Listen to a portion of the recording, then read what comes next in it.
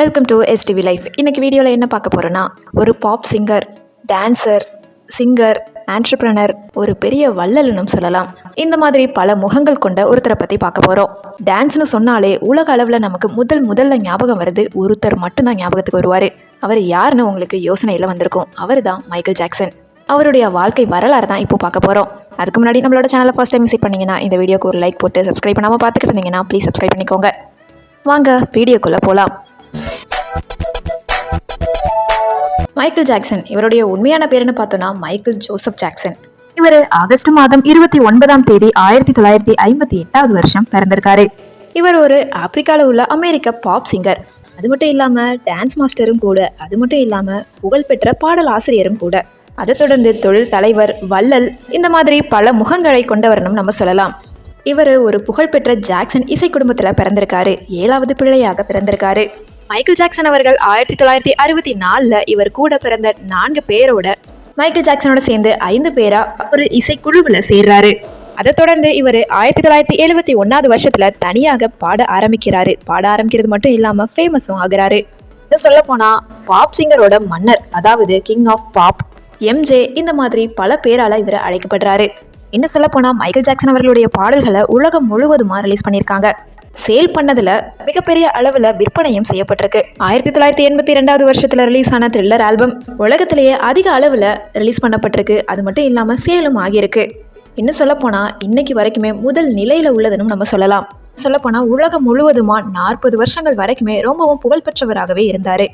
பாடல்களை எழுதி அதுக்கு மியூசிக் டைரக்ஷன் பண்ணி அந்த ஒரு பாடலுக்கு ஏற்ற மாதிரி டான்ஸும் ஆடி அப்போ நடுவில் ஒரு அழகான நடிப்போடு சேர்ந்து மிகப்பெரிய அளவில் ஒரு பாப் சிங்கராக டான்ஸோட ஒரு படைப்பை படைச்சிருக்காரு. 1980s ஸ்டார்டிங்ல ஒரு பாப் இசை உலகோட புகழ்பெற்ற பாடகராக மாறுறாரு. அமெரிக்கால முதலாக பல மக்கள் செல்வாக்கு பெற்ற நிலையில கருப்பின இசை கலைஞராகவும் மாறுறாரு.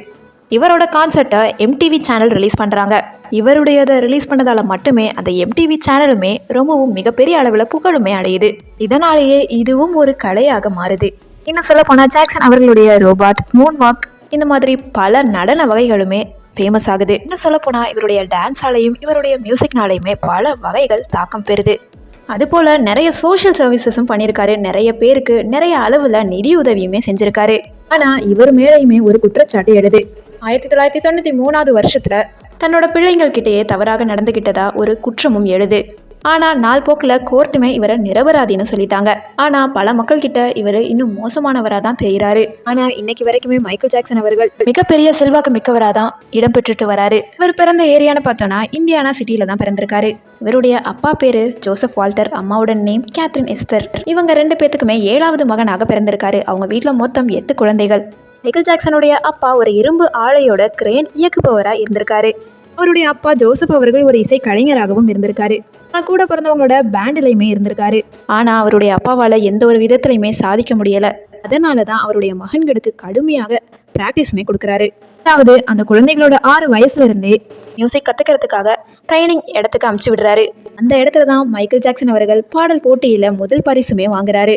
இந்த ஒரு காரணத்தினாலே மியூசிக் ரொம்பவும் பிடிச்சதுனால மைக்கேல் ஜாக்சன் அவர்கள் ஜாக்சன் 5ங்கிற குழுவில் இணைகிறாரு. உலகத்திலேயே புகழ்பெற்ற இசை அரங்குகளில் ஒன்றான அப்பல்லோ அரங்கில் ஜாக்சன் 5 குழுவோட ஃபர்ஸ்ட் ஆல்பத்தை இன்னைக்கு ரொம்பவும் ஃபேமஸாக இருந்த டயானா ராஸ்ங்கிற ஒரு பாடகி ரிலீஸ் பண்ணுறாங்க. அதுக்கப்புறமா தொடர்ந்து டயானா ராஸ் அவர்கள் மைக்கேல் ஜாக்சனுடைய சேர்ந்து பாடவும் ஆரம்பிக்கிறாங்க. அதை தொடர்ந்து மைக்கேல் ஜாக்சனுமே உலக புகழ்பெற்ற பாடகராகவுமே மாறுறாரு. இன்னும் சொல்ல போனா தன்னோட 9 வயசுலேயே மைக்கேல் ஜாக்சன் அவர்கள் தன்னோட வெற்றியின் உச்சத்தையுமே அடைகிறாரு. இவர் எலிமினேஷன் குரூப்ங்கிற ஒரு குடும்பத்துல பிறந்திருக்காரு. பிறந்தவர் மட்டும் இல்லாம 1967 இருந்தே இவங்க ரொம்பவும் வசதியான குடும்பமும் கூட. 1996 பிரெஸ்லிங்கிற ஒரு பெண்ணை மைக்கேல் ஜாக்சன் அவர்கள் கல்யாணம் பண்ணிக்கிட்டாரு. அது தொடர்ந்து 1999 வருஷத்துல டெபோரிங்கிற ஒரு பெண்ணையுமே கல்யாணம் பண்ணாரு. ஆனா 2 திருமணமுமே மைக்கேல் ஜாக்சன் அவர்களுக்கு கடைசி வரைக்குமே கை கொடுக்கல. அந்நியமா தான் மாறினது. அந்த ஒரு காரணத்தினாலேயே 2 பேருமே விலகிட்டாங்க. மைக்கேல் ஜாக்சன் அவர்களுக்கு பாரிஸ் மைக்கேல் காதரின் ஜாக்சன்கிற ஒரு மகளும், மைக்கேல் ஜோசப் ஜாக்சன்கிற ஒரு மகனும், பிரின்ஸ் மைக்கேல் ஜாக்சன்கிற 2வது மகனும் இருக்காங்க. அவர் பாடின ஃபேமஸான ஆல்பம்ஸ்னு பார்த்தோன்னா 1972 வருஷத்துல காட் டு பி தேர், 1979 வருஷம்னு பார்த்தோன்னா ஆஃப் தி வால், 1982 பார்த்தோன்னா த்ரில்லர். இந்த ஒரு ஆல்பம் தான் மிகப்பெரிய அளவில் உலக அளவில் வெற்றி பெற்றதுன்னு நம்ம சொல்லலாம். நெக்ஸ்ட் 1987 வருஷத்துல பேட், 1991 வருஷத்துல டேஞ்சரஸ், 1995 வருஷத்துல ஹிஸ்டரி, இந்த மாதிரி இவருடைய வெற்றி ஆல்பம்ஸை நம்ம சொல்லிக்கிட்டே போலாம். இவர் பாடின த்ரில்லருங்கிற ஒரு ஆல்பம் ரசிகர்கள் மத்தியில மிகப்பெரிய அளவுல வரவேற்பு பெற்றுச்சுன்னு சொல்லலாம். சொல்ல போனா ஒட்டுமொத்த உலகத்தையுமே ஜாக்சனை திரும்பி பார்க்க வச்சது. பல அவார்ட்ஸும் அமெரிக்க இசை விருதுமே இவர் வாங்கியிருக்காரு அந்த ஒரு ஆல்பம்காக மட்டுமே. இதை தொடர்ந்து அமெரிக்காவிலேயே வாழ்நாள் சாதனையாளர் விருதுமே வாங்கியிருக்காரு. 75 கோடி தொகுப்புகள் விற்றதற்காகவும் 13 கிராமி அவார்ட்ஸ் வாங்கினதும் 2 முறை கின்னஸ் நூல்லையுமே இவர் இடம்பெற்றிருக்காரு மைக்கேல் ஜாக்சன் அவர்கள். பிளாக் ஆர் ஒயிட்ங்கிற ஒரு காணொளி ஒரே நேரத்துல 27 நாடுகள்ல ஒளிபரப்பப்பட்டுச்சு. மொத்தமா இந்த ஒரு ப்ரோக்ராம 50 கோடி வியூவர்ஸ் பார்த்திருக்காங்க. இன்னைக்கு வரைக்குமே இதுவே உலக அளவுல அதிக பார்வையாளர்கள் பார்த்த நிகழ்ச்சியாகவும் இருக்கு. மைக்கேல் ஜாக்சனுக்கு அப்புறமா இப்போ வரைக்கும் யாருமே இந்த ஒரு வெற்றியை தொட்டதே கிடையாது. நேவர்லாண்டுங்கிற ஒரு பண்ணை வீட்டை மைக்கேல் ஜாக்சன் அவர்கள் வாங்குறாரு. அந்த ஒரு வீடுங்கிறது அவங்க குழந்தையோட உலகமாகவே மாறுது. அதாவது அந்த நேவர்லாண்ட் வீடுங்கிறது 3000 ஏக்கர்ல ஒரு கட்டப்பட்ட ஒரு மிகப்பெரிய வீடுனே அது சொல்லலாம். அதாவது நாம பாக்குற மாய கதைகள்ல வருவது போல அந்த வீடு அமைஞ்சிருக்குமா. அந்த ஒரு மாடல்லையே மைக்கேல் ஜாக்சன் அவர்கள் அதை வடிவமைச்சிருக்காருன்னு சொல்லப்படுது.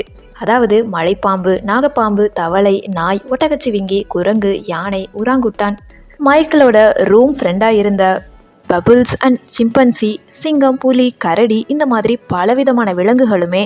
அதை தொடர்ந்து நிறைய டூரிஸ்ட் பிளேஸ் மாதிரி பொம்மை உள்ள வீடு, வேடிக்கை பார்க்குற மாதிரி ட்ரெயின், அதே வீட்டில் ஒரு இடத்துல இருந்து இன்னொரு இடத்துக்கு போகணும்னா காரில் போகிற மாதிரியான வசதியுமே ரெடி பண்ணி கொடுத்துருக்காராம். அது மட்டும் இல்லாமல் அதுக்கு ஏதோ ஸ்டாண்டுமே ரெடி பண்ணி கொடுத்துருக்காராம் ஒவ்வொரு இடத்துலையும் அந்த வீட்டில். ஆனால் அவருடைய வீட்டுக்கு அவருடைய குழந்தைகள் தவிர வேற யாரையுமே அலோவ் பண்ண மாட்டாராம். 1979 வருஷத்துல அவரோட டான்ஸ் பிராக்டிஸ் அப்போ மைக்கேல் ஜாக்சனோட மூக்கு உடைஞ்சிருக்கு. அதனால ஒரு பிளாஸ்டிக் சர்ஜரியும் பண்றாரு. அந்த ஒரு சர்ஜரி பண்ணதுனால அவருக்கு மூச்சு விடுறதுல மிகப்பெரிய அளவுல தொந்தரவுமே ஏற்பட்டு இருந்திருக்கு. அந்த ஒரு காரணத்தினாலேயே திரும்பவும் ஒரு சர்ஜரி பண்றாரு.